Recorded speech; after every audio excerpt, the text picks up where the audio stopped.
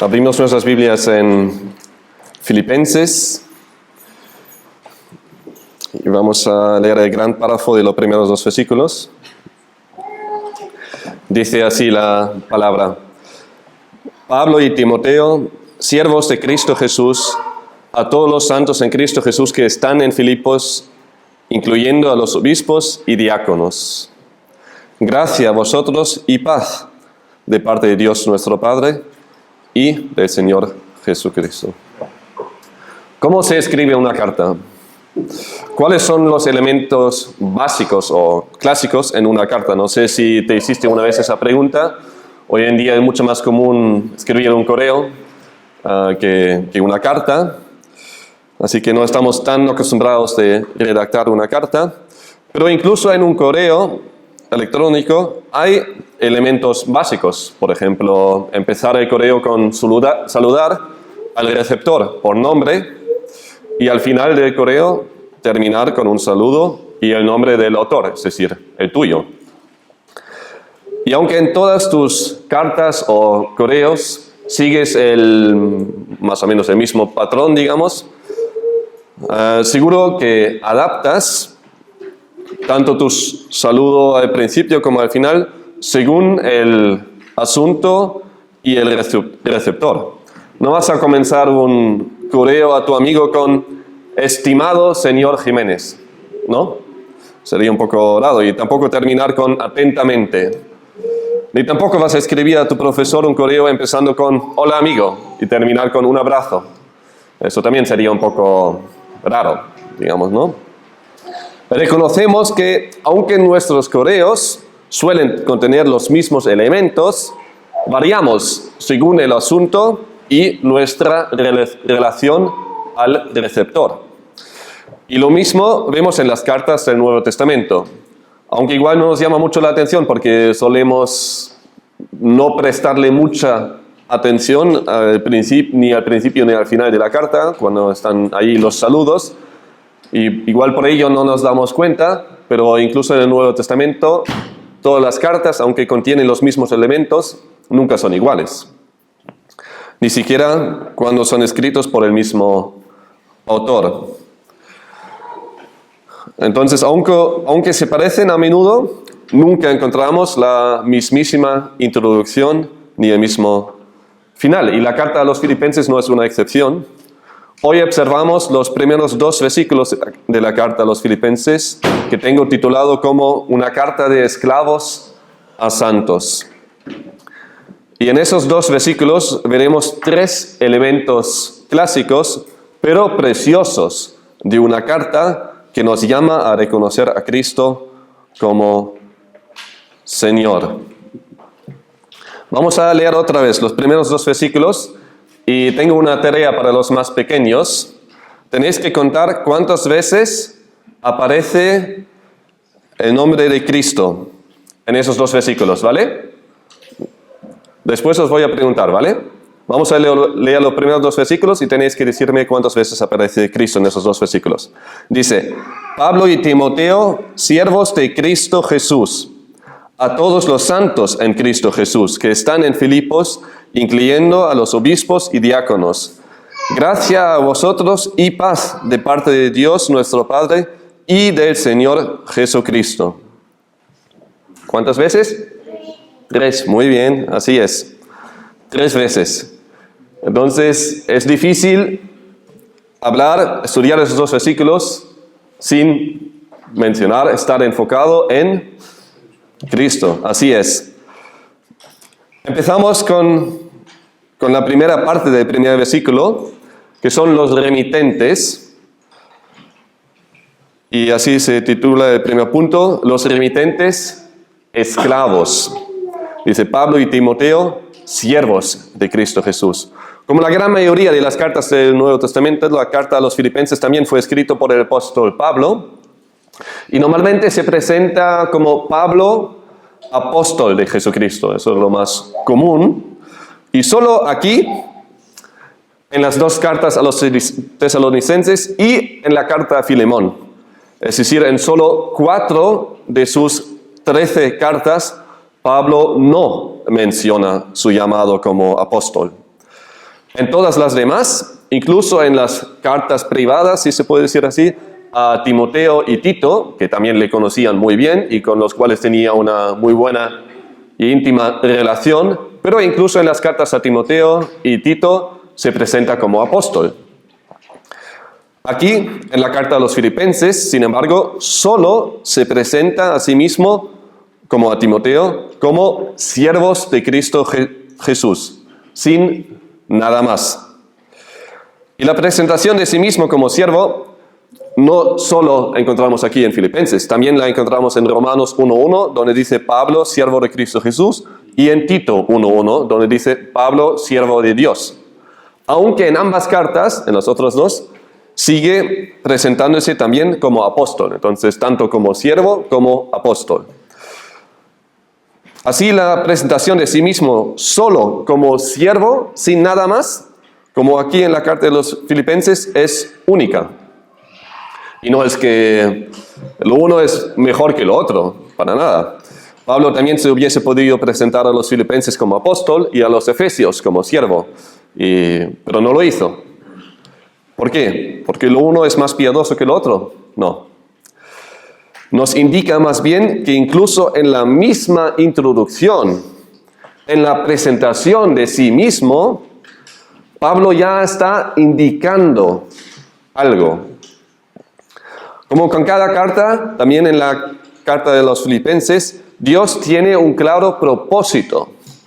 Y ha usado a Pablo para que escriba lo que Dios quería que escribiese a los fieles en Filipos, incluso en su misma presentación de sí mismo.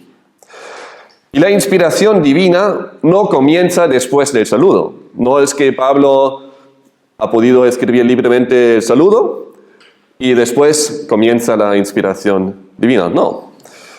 Estamos tentados a saltar tanto los saludos al principio como al final de la carta, pero esos versículos son igual de importantes como los demás.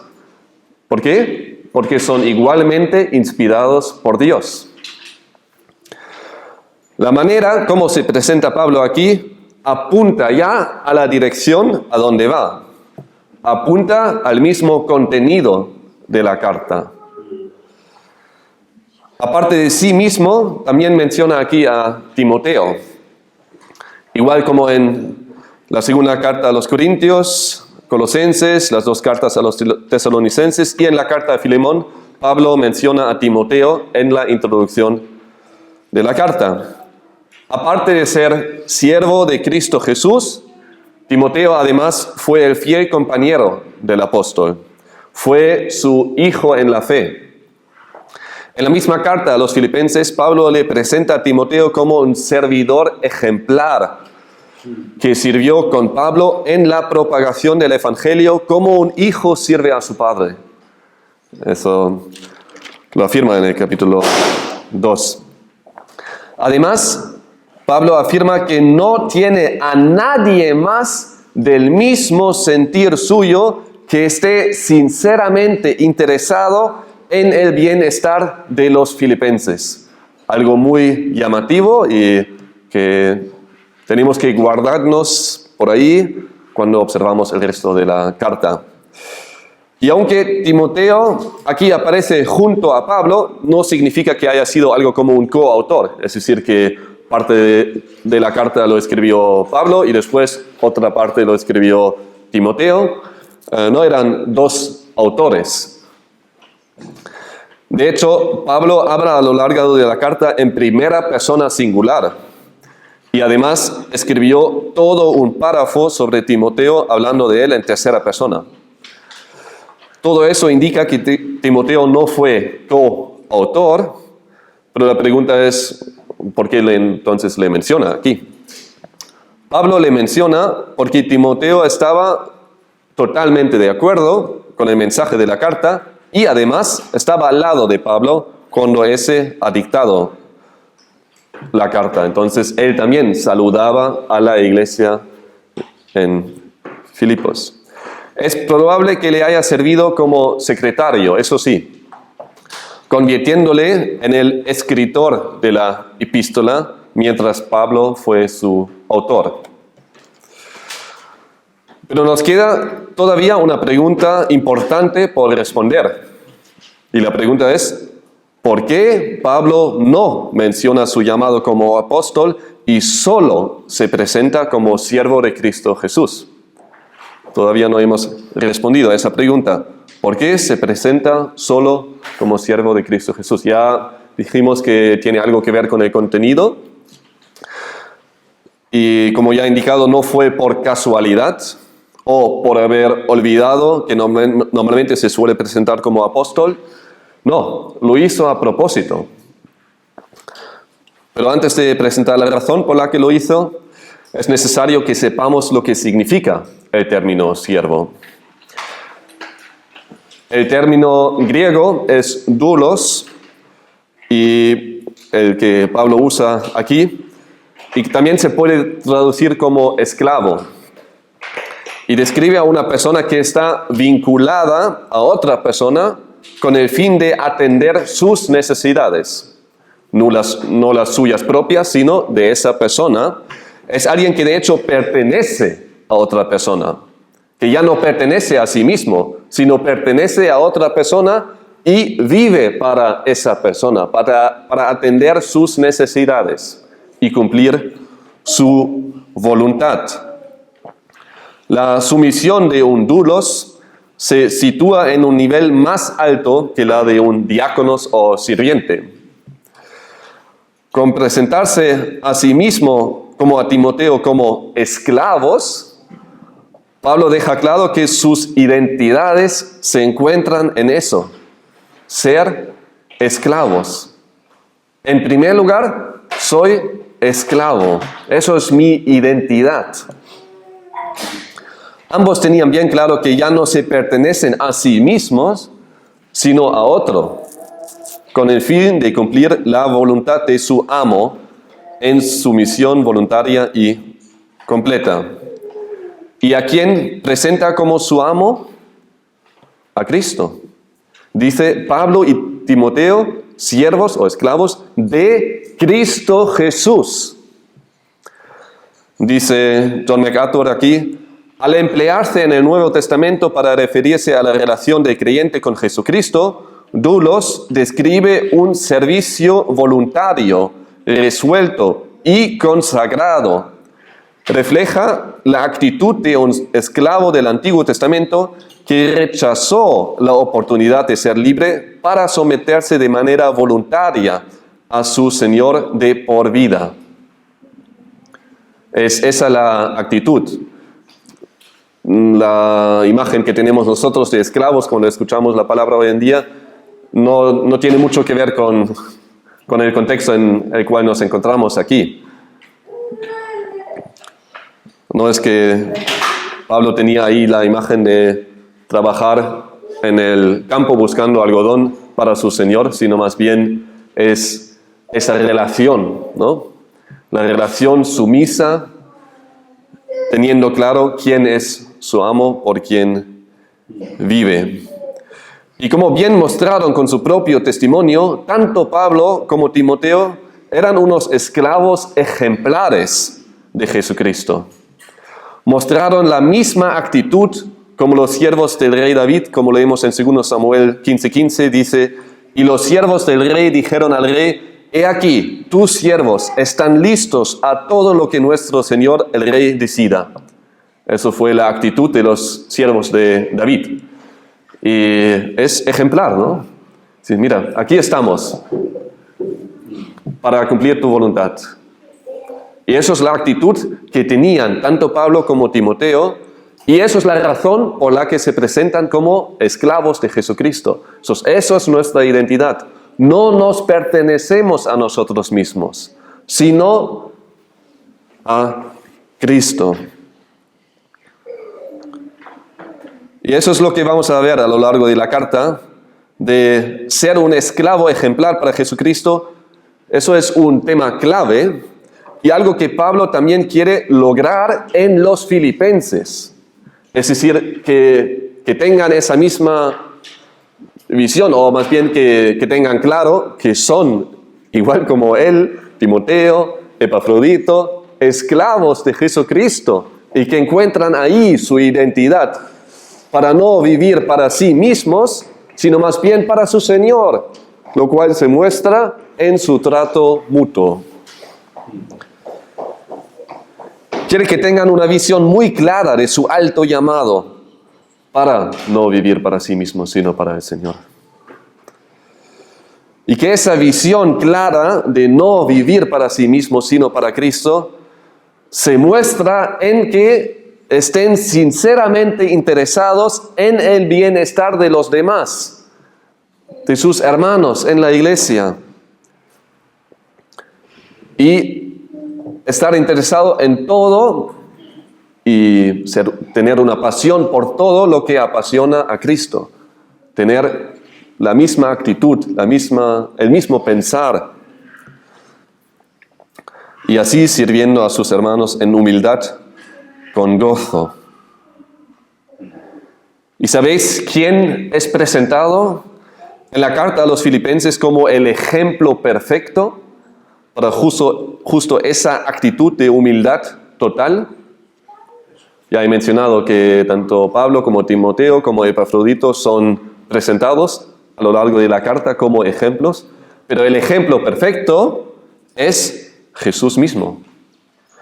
Aunque también Pablo presenta a otros, como a sí mismo incluso, de humildad en el ministerio, le presenta primero a Cristo como el ejemplo perfecto. El tema del esclavo o siervo perfecto es uno de los temas principales de la carta y estrechamente vinculado con los demás temas que vamos a ver a lo largo de la carta. Vamos a leer el párrafo más famoso y bonito de la epístola a los Filipenses, donde Jesús mismo nos es presentado como el ejemplo perfecto de una actitud sumisa que todos deberíamos tener. Vamos a leer Filipenses 2, los versículos 5 a 11. Y no va a ser la única vez que vamos a leer ese pasaje mientras estudiamos la carta. Dice, haya pues en vosotros esta actitud que hubo también en Cristo Jesús, el cual, aunque existía en forma de Dios, no consideró el ser igual a Dios como algo a que aferrarse, sino que se despojó a sí mismo, tomando forma de siervo o esclavo, es la misma palabra, doulos, haciéndose semejante a los hombres, y hallándose en forma de hombre, se humilló a sí mismo, haciéndose obediente hasta la muerte y muerte de cruz. Por lo cual Dios también le exaltó hasta lo sumo y le confirió el nombre que es sobre todo nombre, para que al nombre de Jesús se doble toda rodilla de los que están en el cielo y en la tierra y debajo de la tierra. Y toda lengua confiese que Jesucristo es Señor, para gloria de Dios Padre. Amén. Eso. Hay que decir amén después de leer eso. ¿Sí? Si Cristo mismo, nuestro Salvador y Señor, se humilló tanto, dejándonos el ejemplo perfecto de actitud humilde, de sumisión perfecta a su Padre, ¿cómo no deberíamos imitarle y servirle a Él en sumisión humilde que se ve reflejado también en nuestro trato entre nosotros? Tanto Pablo como Timoteo han entendido muy bien lo que significa e implica ser esclavo de Cristo. Tenían claro que es su identidad. ¿Cuál es la tuya? ¿Cómo te defines? Si tú escribieses una carta, ¿qué pondrías ahí? ¿Cómo te presentarías?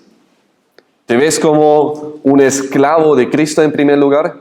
¿Es eso tu identidad? ¿Buscas cumplir su voluntad en tu vida? A menudo vemos a Cristo como alguien que más bien nos debería servirnos a nosotros. A veces casi le tratamos como que fuese siervo nuestro. Igual confundimos un poco que verdaderamente vino para servir, pero eso no le convierte en nuestro esclavo para que viva por nosotros. que nos ayude para poder lograr lo que queremos lograr nosotros, que nos ayude a lograr nuestras metas, es decir, que cumpla nuestra voluntad en lugar de que busquemos cumplir la suya. Necesitamos entender cuál es nuestra identidad y gozarnos en ella. Ser esclavo de Cristo es un gran privilegio. En la misma carta a los Filipenses, Pablo nos presenta su vista ejemplar sobre cómo deberíamos valorar todo lo que tenemos fuera de Cristo, comparado con lo que tenemos en Cristo. Porque solo podemos ser unos buenos esclavos si realmente valoramos quién es Cristo, qué es lo que tenemos en Él. Y cuando tenemos esa visión bien clara, podemos gozarnos y verlo como un privilegio de ser esclavos de tal amo. Vamos a abrir Filipenses 3, los versículos 7 a 11. Capítulo 3, los versículos 7 a 11 dice: pero todo lo que para mí era ganancia, antes de conocer a Cristo, lo he estimado como pérdida por amor de Cristo. Y aún más, yo estimo como pérdida todas las cosas en vista del incomparable valor de conocer a Cristo Jesús, mi Señor, por quien lo he perdido todo y lo considero como basura a fin de ganar a Cristo y ser hallado en Él, no teniendo mi propia justicia derivada de la ley, sino la que es por la fe en Cristo, la justicia que procede de Dios sobre la base de la fe, y conocerle a Él, el poder de su resurrección y la participación en sus padecimientos, llegando a ser como Él en su muerte, a fin de llegar a la resurrección de entre los muertos. Otro pasaje muy bonito que nos muestra como Pablo genuinamente es como si viese a Jesús y todo lo demás pierda su brillo, ¿no?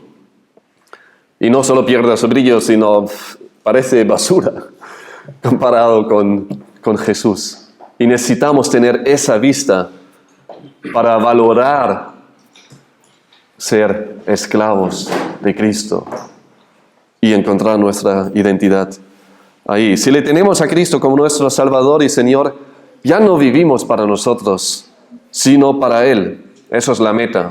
Lamentablemente todavía hay mucho camino para llegar por allí, lo digo en primer lugar para mí mismo. ¿Sí? Deseamos ser más y más como Él, hasta un día estar con Él por toda una eternidad. Y ojalá escuchar de su boca: bien, siervo, bueno y fiel. En lo poco fuiste fiel, sobre mucho te pondré. Entra en el gozo de tu Señor. Yo anhelo escuchar eso. En el texto de hoy vemos 3 elementos clásicos, pero preciosos, de una carta que nos llama a reconocer a Cristo como Señor. Entrando en el segundo punto, quedándonos en el primer versículo, que es los receptores, santos. Dice: a todos los santos en Cristo Jesús que están en Filipos, incluyendo a los obispos y diáconos. Como en aquel entonces solo había una iglesia en la ciudad de Filipos, con referirse aquí a todos los santos en Cristo, significa que escribió a todo el cuerpo de Cristo que se encontró en la iglesia local de Filipos en ese momento. Con el término santos, Pablo no se refiere solo a los más piadosos de la congregación, ni mucho menos a unos que no cometieran pecado. Tal persona simplemente no existe. La palabra santos en sí significa aquellos que han sido apartados. Eso es su sentido original. Los que han sido apartados. Y en este caso, y como es el uso común en las Escrituras, se refiere a los que han sido apartados para Dios. Incluso a la iglesia menos santa, para decirlo así, la iglesia de los Corintios, pensando en los problemas graves que tenían y los errores, Pablo se refiere a ellos también como a santos cuando les escribe. como se refiere a todos los salvos en Filipos, no usa santos para hablar de su santificación progresiva, porque ahí sí hay diferencias. Algunos están más maduros que otros, pero no cambia de su identidad o su estado, lo que son desde el momento de su salvación. Es el momento cuando Dios justifica y santifica al pecador y lo convierte en uno de los suyos. A partir de ese momento, ya no ve el pecador rebelde, sino más bien un pecador regenerado, justificado y santificado por su Hijo Jesús. Declarado santo. Nos ve como santos por nuestra identidad en Cristo, por su santidad, por su justicia. Desde el momento de recibir el Espíritu Santo por fe, uno se convierte en santo, en apartado para Dios. Igual que los santos de Filipos, que también estaban apartados para Dios. Pero como ya he indicado, el texto mismo deja claro que no son santos por sí mismos, sino más bien santos en Cristo Jesús. Es decir, apartados para Dios en Cristo Jesús. Su identidad y su santificación se encuentra en Cristo. Son santos porque son salvos por medio de Él. Y desde el momento de su salvación se encuentran en Cristo. Disfrutan de su unidad en y con Cristo.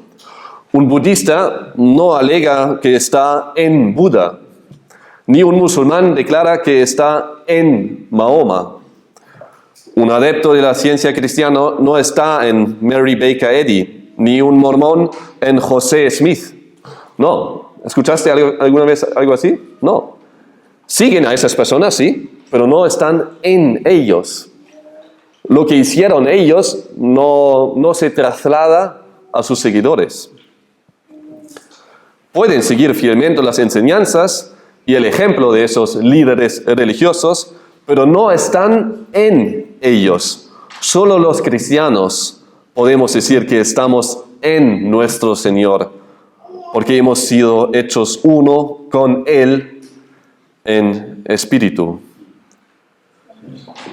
Somos santos en Cristo. Entonces aquí, aunque se refiere a ellos a santos, no es que les está elevando, sino más bien dice santos en Cristo Jesús, así elevando el nombre de Cristo Jesús. Tanto en su presentación a sí mismo, decir esclavos de Cristo Jesús, apunta a su Señor, y aquí, hablando de santos en Cristo Jesús, no hace otra cosa que apuntar a quienes son en Cristo, subrayando su nombre, elevando su nombre. Los santos en Cristo, a quienes Pablo escribe aquí, son los que vivían en Filipos. La ciudad recibió su nombre de Filipo II de Macedonia, quien era rey de Macedonia y padre de Alejandro Magno. Un dato curioso, un hombre conocido, Alejandro Magno, y su padre fue el que dio el nombre a esa ciudad.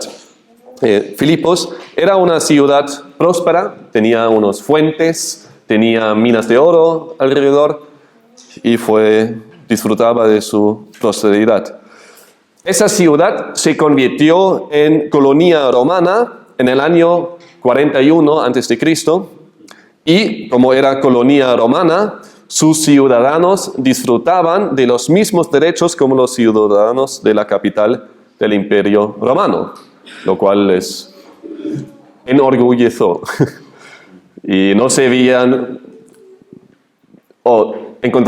estaban tentados, para decirlo así, estaban tentados a encontrar su identidad en ser ciudadanos de Roma, por ser ciudadanos de una colonia romana, ¿no? Entonces, encontrar su identidad en ser esclavo, cuesta. Pero Pablo deja bien claro, no, vuestra identidad es ser esclavo de Cristo. Y eso es muchísimo mejor que ser ciudadano de Roma, que en aquel entonces era lo que muchos querían, pero imposible lograrlo. Bueno, pero eso también lo vamos a ver a lo largo de la carta. La iglesia en Filipos fue plantada por Pablo mismo. Hechos 16, acompañadme a ese párrafo. Hechos 16, 11 a 40, nos narra cómo Pablo y Silas llegaron a Filipos, descrito aquí en el versículo 11, Hechos 16, 11, como una ciudad principal de la provincia de Macedonia y que era una colonia romana, dice el mismo texto bíblico. Como no había sinagoga en la ciudad de Filipos, donde Pablo solía ir primero, cuando llegó a una ciudad, solía ir primero a la sinagoga para predicar ahí el evangelio, pero en Filipos no había sinagoga. Y como ya sabéis que fue una colonia romana, os podéis imaginar que no había muchos judíos viviendo ahí, y para fundar una sinagoga, hacía falta por lo menos 10 hombres que eran cabeza de familia para empezar una sinagoga. Entonces, como ahí no había, indica que había pocos judíos. Entonces, luego, ¿qué hicieron cuando no había sinagoga? Pues lo que hicieron entonces los que adoraban a Dios fue reunirse en un lugar para orar los sábados. Y es justo ese lugar que buscaban Pablo y Silas, y de hecho lo encontraron. Había algunas mujeres que oraban, con las cuales empezaron a hablar. Vamos a leer lo que pasó ahí en la orilla del río, Hechos 16, 13 a 18. Dice el versículo 13, y en el día de reposo salimos fuera de la puerta a la orilla de un río donde pensábamos que habría un lugar de oración. Nos sentamos y comenzamos a hablar a las mujeres que se habían reunido. Y estaba escuchando cierta mujer llamada Lidia de la ciudad de Tiatira, vendedora de telas de púrpura que adoraba a Dios. Y el Señor abrió su corazón para que recibiera lo que Pablo decía. Cuando ella y su familia se bautizaron, nos rogó diciendo, si juzgáis que soy fiel al Señor, venid a mi casa y quedaos en ella. Y nos persuadió a ir. Y sucedió que mientras íbamos al lugar de oración, nos salió al encuentro una muchacha esclava que tenía espíritu de adivinación, la cual daba grandes ganancias a sus amos adivinando. Vamos a leer, hasta el 18. Esta, siguiendo a Pablo y a nosotros, gritaba diciendo, estos hombres son siervos del Dios Altísimo, quienes os proclaman el camino de salvación. Y esto lo hacía por muchos días. Mas, desagradando esto a Pablo, se volvió y dijo al Espíritu, te ordeno en el nombre de Jesucristo que salgas de ella. Y salió en aquel mismo momento. A los amos de esa muchacha no les gustó para nada, por lo cual provocaron un tumulto, arrestándolas ante las autoridades, y a continuación Pablo y Silas fueron azotados y echados a la cárcel, donde el Señor les libró por medio de un gran terremoto, algo que fue un problema grave para el carcelero, porque si los prisioneros ya no están, pues estaba en peligro de perder su vida por no cumplir con su responsabilidad. Y ese mismo carcelero acude a Pablo y Silas preguntándoles, ¿qué debo hacer para ser salvo? Y como lo leemos en el versículo 31, ellos respondieron, cree en el Señor Jesús y serás salvo, tú y toda tu casa. Después le predican a toda su casa el Evangelio, lo cual Dios usó para salvar tanto al carcelero como a los demás de su casa. Y así se formó la iglesia en Filipos, a los cuales es dirigido esa carta, como el mismo nombre de la carta indica. En este grupo de los santos están incluidos los obispos y diáconos, como lo indica Pablo aquí en Filipenses 1, versículo 2. Lo que muestra que en la primera iglesia de Europa, por cierto, ya había un liderazgo establecido. Obispo también se puede traducir como sobreveedores. Son los mismos que Pablo llama ancianos en Tito 1, versículos 5 y 7. La responsabilidad de los obispos o sobreveedores o ancianos consiste en apacentar o pastorear al rebaño, en primer lugar, con enseñarles la palabra. Los diáconos, por otro lado, eran aquellos líderes que tenían responsabilidades especiales de servicio en la congregación, pero no significa que tenían un nivel de madurez más bajito que los ancianos, no. Pablo se refiere aquí a los líderes de la congregación, cuya mayor diferencia se encuentra en que los ancianos deben ser maestros experimentados. Y de hecho los listados de requisitos para ambos cargos que encontramos en 1 Timoteo 3 es muy similar. Para ambos cargos se buscaba hombres piadosos, con un testimonio ejemplar, algo que cualquier cristiano debería buscar. Esos listados no solo son para ciertos hombres, sino todos deberíamos buscar ser ese tipo de persona, ¿no? Descrito ahí. Todos deberíamos buscar crecer en piedad y semejanza a Cristo.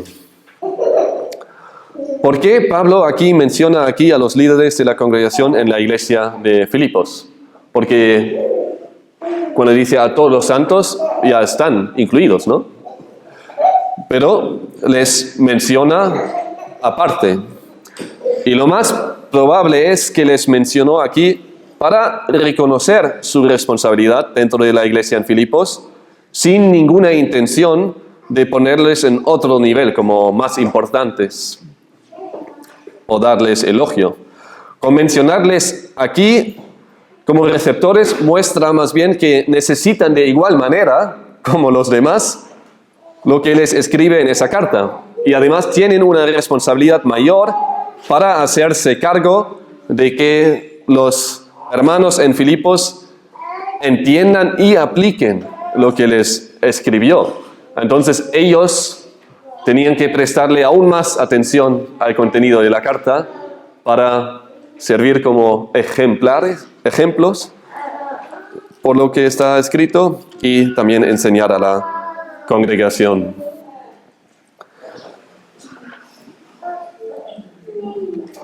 Pero no solo ellos necesitaban urgentemente el contenido de la carta, sino nosotros también lo necesitamos. Mientras pudimos aprender de los remitentes de la carta que somos esclavos en Cristo, podemos aprender ahora de los receptores de la carta que somos santos en Cristo. Somos santificados en Cristo, apartados para Dios. Y como santos también somos llamados a vivir respectivamente.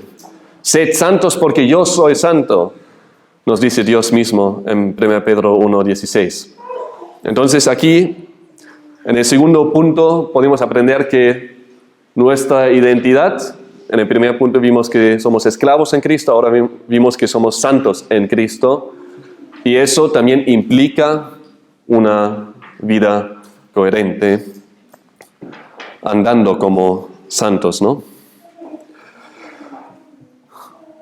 En los primeros dos versículos de la carta de los Filipenses vemos tres elementos clásicos, pero preciosos, de una carta que nos llama a reconocer a Cristo como Señor. Llegando al último punto, que son los deseos, o el saludo, que es gracia y paz de parte de Dios Padre y Cristo. Dice, gracia a vosotros y paz de parte de Dios nuestro Padre y del Señor Jesucristo. Aunque varía un poco el saludo en las cartas de Pablo, en cada una de ellas el apóstol les desea a sus receptores gracia y paz. Eso nunca falta. La pregunta ahora es, ¿qué quiere decir Pablo con ese deseo?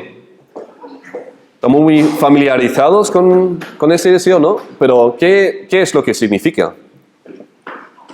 Igual era simplemente una salutación común en aquel entonces. Igual no tiene mayor importancia. En los tiempos de Pablo había 3 saludos comunes. La salutación griega era gozo, la romana era salud y la hebrea era paz. Mientras las salutaciones romanas y griegas no tenían ningún vínculo con el Dios de la Biblia, los judíos, al desear shalom, sí tenían bien claro que tiene que venir por parte de Dios. Su deseo de paz estaba vinculado con Yahweh, el Dios de la Biblia. Y con ese deseo también dejaban claro que no hay paz fuera de Dios. Aquí Pablo les desea a sus receptores tanto la gracia como la paz de parte de Dios Padre, como también del Señor Jesucristo. Entonces dejaba claro que no es un simplemente salud, sino lo que les desea viene por parte de Dios Padre y Señor Jesucristo. Ambas cosas, como cualquier bendición, vienen por parte de Dios. Con desearles gracia, Pablo les desea a sus receptores favor por parte de Dios. Tanto los primeros cristianos como nosotros necesitamos gracia por parte de Dios. Fue la gracia que nos salvó, pero también es su gracia que nos sostiene. La gracia por parte de Dios no solo se reduce al momento de la salvación, como si ya no la necesitaríamos. Como pecadores sí, necesitamos la gracia de Dios para ser salvos, pero después igualmente, dependemos de su gracia todos los días. Necesitamos y dependemos de su gracia. Hemos sido salvados por gracia y es la misma gracia que nos trae la salvación final, cuando un día estaremos con Él por toda una eternidad. ¿Y por qué vamos a llegar a ese día? Por su gracia. Con desearles gracia por parte de Dios, les está deseando que Dios tenga misericordia de ellos. Necesitamos la misericordia de Dios todos los días, dado que pecamos todos los días, y es por su gracia y misericordia que nos perdone en su Hijo. Si quitaría su gracia por un día, ¿qué haríamos con nuestro pecado? Pero gracias a su gracia, que nos es de hecho asegurada, no es algo que, espero que tenga misericordia hoy, como la tuve ayer conmigo. No, su gracia a los suyos es asegurada. Y la necesitamos. Aparte de gracia, les desea paz por parte de Dios. Hasta hoy en día los judíos se suelen saludar con la frase Shalom Aleichem, que significa paz a vosotros, y que aparece por primera vez en Génesis 43, versículo 23. Leo de la Reina Valera 60. Dice ahí en Génesis 43, 23, es José que lo dice. Él les respondió: paz a vosotros, no temáis, vuestro Dios y el Dios de vuestro Padre os dio el tesoro en vuestros costales. Yo recibí vuestro dinero, y sacó a Simeón a ellos. José saluda a sus hermanos con paz a vosotros, no temáis. Ahí encontramos por primera vez ese deseo. Y de hecho Jesús mismo usó el mismo saludo en Juan 20, 19. Shalom Aleichem, paz a vosotros. Son las primeras palabras que los discípulos oyen de su Señor resucitado cuando les aparece en la habitación cerrada. Paz a vosotros. Con desearles gracia y paz a sus receptores, Pablo les quiere bendecir. Bendecir a los demás tiene sus raíces en el Antiguo Testamento. Dios mismo establece en Números 6, los versículos 24, los versículos 24 a 26, Números 6, 24 a 26. Ahí Dios establece una bendición que Aarón y sus hijos, como sacerdotes, deberían usar para bendecir al pueblo. Y lo interesante aquí es que en esta bendición aparecen tanto gracia como paz. Aunque el término hebreo por gracia aquí es traducido como misericordia, pero es el mismo término. Dice en el versículo 24, el Señor te bendiga y te guarde. El Señor haga resplandecer su rostro sobre ti y tenga de ti misericordia. Es el mismo término. El Señor alce sobre ti su rostro y te dé paz. Entonces Dios mismo lo estableció como una bendición para el pueblo de Israel, que los sacerdotes, los hijos de Aarón, fue esa la manera que deberían bendecirles. Aunque no podemos decir con certeza que Pablo pensaba en esa bendición a la hora de escoger su salutación famosa en todas sus cartas, pero obviamente están vinculadas. Y aunque están vinculadas, el deseo de Pablo a sus receptores, su deseo es aún más rico, si cabe, si se puede decir, que la bendición que encontramos en Números 6, 24 a 26. Dirías ahora, ¿pero por qué? Allí es más amplio y Dios mismo estableció esa bendición. ¿Cómo podemos decir que ese saludo es aún más profundo o más rico? Es porque les escribe del otro lado de la cruz. Les desea gracia y paz con el trasfondo de lo que Cristo hizo en la cruz. Así los términos gracia y paz disfrutan de aún más riqueza, porque los del Antiguo Testamento todavía no sabían, y de hecho no fue hecho la obra redentora. Entonces gracia y paz en aquel entonces no era lo mismo que gracia y paz en Cristo. Dice un comentarista, para poder gozar de una paz genuina, antes debe haber una respuesta personal a la gracia de Dios, que es su favor inmerecido y que se manifestó en forma culminante en el Calvario. Ambas virtudes, la gracia y la paz, provienen de Dios nuestro Padre y del Señor Jesucristo. Es la gracia que viene por la cruz y es la paz que viene por la cruz que Pablo desea aquí a los receptores. Es llamativo cómo Pablo aquí muestra la unidad del Padre y del Hijo. No sé si te diste cuenta. No es que un tipo de gracia y paz viene por parte de Dios Padre y otro tipo de gracia y paz viene por el Señor Jesucristo. No, es la misma gracia, la misma paz que viene de la misma fuente. Es la misma gracia y la misma paz que viene del mismo Dios.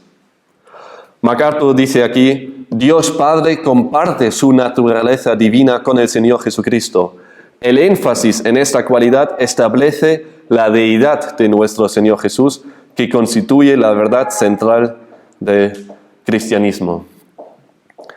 Desear a sus receptores gracia y paz por parte del único y verdadero Dios no solo es un deseo o una bendición muy bonita, sino además importante. Todos necesitamos la gracia y la paz por parte de Dios Padre y Jesucristo. No solo una vez en nuestra vida dependemos de su gracia y paz, es decir, en el día de nuestra regeneración, sino continuamente. Cada día necesitamos su gracia para poder vivir y poder disfrutar la paz por parte de Él. Es gracias a su gracia que tengamos paz para con Dios. Es gracias a la obra redentora de Cristo que podamos tener paz para con Dios. Solo con Cristo hay paz. Sin Cristo no hay paz. Y quiero hablar ahora en primer lugar a los que todavía no conocen a Cristo, que no le tienen como Salvador y Señor en sus vidas, que igual encuentran su gozo, su paz, su satisfacción en mil cosas. Lo que nos ofrece el mundo, llámalo como lo quieras.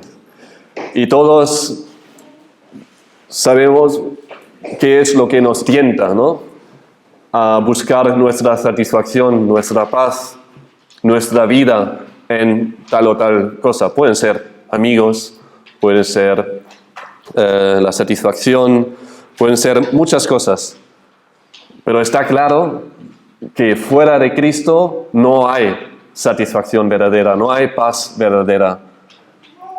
Y todos necesitamos a Cristo, el que vino a ese mundo y no ha pecado ni una sola vez para poder ser sacrificado como el Cordero de Dios, para poder llevar el pecado mío y el tuyo en la cruz. ¿Para qué? Para que no tengamos que pagar nosotros el precio del pecado, que es la muerte.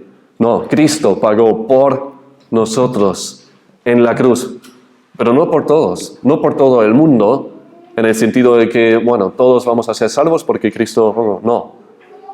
Hace falta arrepentirse, hace falta creer en Él como Salvador y Señor, y creer que no se quedó muerto en la tumba, sino que resucitó, que venció la muerte y el pecado, para que nosotros de igual manera resucitamos con Él. Así que si todavía no tienes a Cristo como tu Salvador y Señor, te ruego que no pospongas ese asunto, que te arrodilles, que clames a Él para recibir salvación y no estar engañado por el mundo ni por los que viven ahí, que te prometen una vida mejor.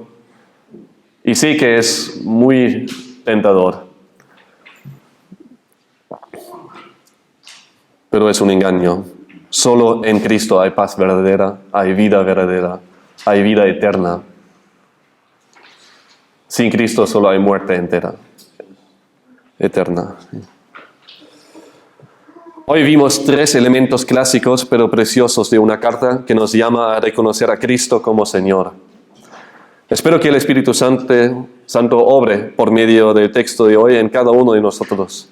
En primer lugar, para salvación, en los que todavía no tienen a Cristo como su Salvador, y también para santificación, en los que somos tanto esclavos de Cristo como santos en Cristo, dependiendo de su gracia y paz cada día. Oramos. Gracias, Señor, gracias por tu palabra, gracias por la riqueza que podemos encontrar ahí. Gracias por la carta a los Filipenses. Gracias por cómo pudimos ver en los primeros 2 versículos que somos esclavos tuyos y queremos reconocerlo y gozarnos en ello, no avergonzarnos de ser esclavos de Cristo, sino encontrar nuestro gozo en esa identidad. Y necesitamos encontrar nuestra identidad en ello, ser esclavos tuyos. Gracias a que nos has salvado, nos has hecho santos en ti y queremos profundizar en nuestra relación contigo, en nuestra identidad en ti. Queremos tener claro lo que implica estar en ti. Dependemos totalmente de ti, dependemos de tu gracia y paz todos los días. Y te pedimos que nos ayudes a crecer en comprender tu amor hacia nosotros y crecer en nuestro amor hacia ti, para poder servirte como un siervo fiel. Eso es lo que anhelamos. Y pido para los que todavía no te tienen como Salvador y Señor, que les salves, que tu Espíritu Santo obre en ellos para salvación, que les trae el arrepentimiento y la fe genuina en ti. Eso pedimos en tu santo nombre. Amén.